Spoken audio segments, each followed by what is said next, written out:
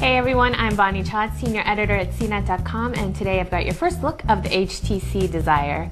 We've been waiting for this phone ever since it was announced back at Mobile World Congress in February, and US Cellular finally snatched it up.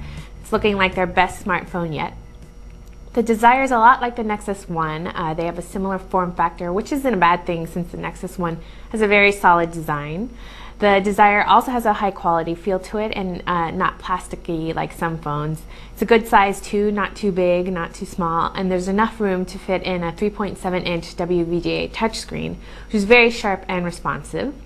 There are also some slight differences between the phones. For example, you get physical buttons instead of touch-sensitive keys for the home, menu, back, and search functions. You also get an optical joystick instead of a trackball.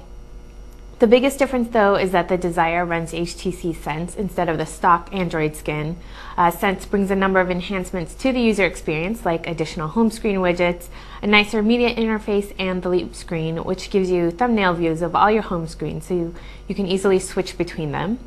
I like the stock Android UI, but I also really like HTC Sense. I think it's the best custom UI out there, and it makes the phone a little more user-friendly, so overall it's a good thing. As far as features, the Desire doesn't have some of the latest and greatest functions like a front-facing camera, HD video recording, or an HDMI port.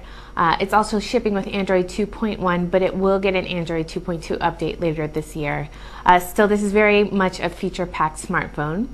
You can sync multiple email accounts to the phone as well as your social networks. The full range of wireless options are available, and the WebKit browser is very capable. It's also got a decent music player, but if there's one thing that was a little disappointing, it was the picture quality of the 5-megapixel camera. Shots taken indoors came out looking pretty dull and cloudy. In the end, though, there are more positives than negatives when it comes to the HTC Desire. The 1 GHz processor makes the phone run smoothly, and it offers good call quality. It's easily US Cellular's best Android phone, and I'd even say their best smartphone to date. The HTC Desire will be available starting August 27th for $199.99 with a 2-year contract and after a $70 mail-in rebate. I'm Bonnie Chan. This has been your first look at the HTC Desire for US Cellular.